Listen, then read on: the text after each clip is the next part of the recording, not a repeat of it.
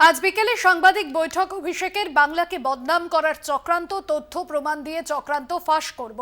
গত সপ্তাহে অভিষেক বলেছিলেন যে কি তথ্য প্রমাণ দেবেন এবং সেমনটাই বলেছিলেন তৃণমূল সেনাপতি। আজই সামনে এসেছে সন্দেশখালীর ভাইরাল ভিডিও নিয়েই কি তথ্য দেবেন তিনি। বাংলাকে বদনাম করার চক্রান্ত চলছে। গত 29শে এপ্রিল এই মন্তব্য করেছিলেন একটি জনসভা থেকে অভিষেক বন্দ্যোপাধ্যায়। বিশেষ প্রতিনিধি দেবজ্যোতি ঘোষ রয়েছেন ফোন লাইনে। দেবজ্যোতি, আজ যে বৈঠক রয়েছে তৃণমূলের second in command Abhishek Bandyopadhyay, কি কি বিষয় তিনি এই বৈঠকের মধ্যে দিয়ে তুলে ধরবেন? দেখো, তৃণমূল কংগ্রেসের সর্বভারতীয় সাধারণ সম্পাদক বিকেলে তিনি সাংবাদিক সম্মেলন করবেন।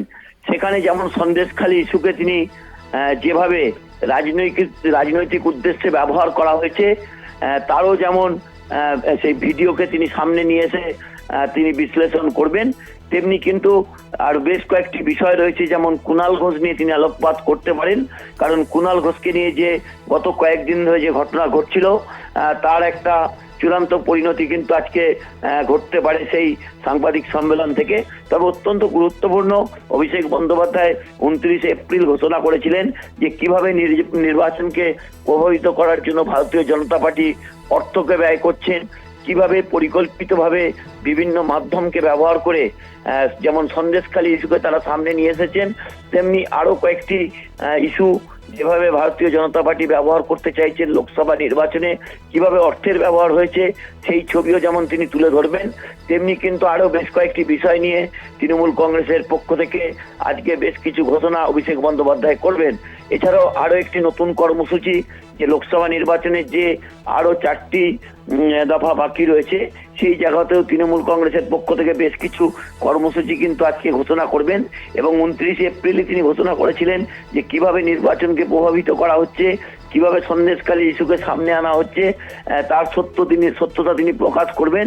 সেই মতোই কিন্তু আজকের এই সাংবাদিক সম্মেলন অত্যন্ত রাজনৈতিকভাবে গুরুত্বপূর্ণ। ধন্যবাদ।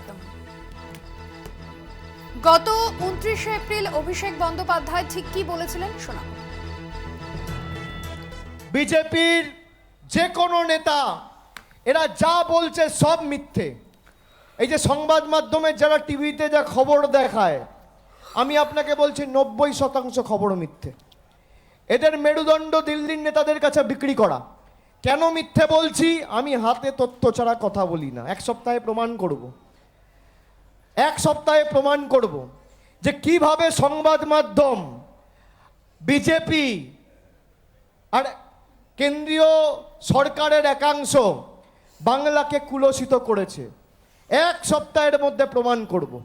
বাংলার মানুষের কাছে জনসমক্ষে নিয়ে আসব যে বাংলা মাকে কিভাবে সারা ভারতবর্ষের কাছে এই বিজেপি নেতারা চক্রান্ত করে বাংলা মায়ের ভাবমূর্তি ক্ষুণ্ণ করেছে। আমি হাতে তথ্য ছাড়া কথা বলি না।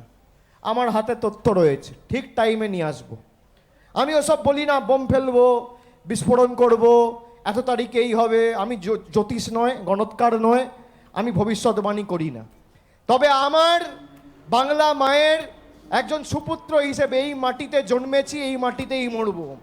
আমি এই মাটিকে যদি কেউ কুলসিত করে নিজেদের রাজনৈতিক স্বার্থ চরিতার্থ করতে, তাকে 1 ছটাক জমি ছাড়বো না। তার প্রকাশ্যে তার প্রকৃত চেহারাটা আমি মানুষের কাছে উন্মোচিত করে ছাড়বো।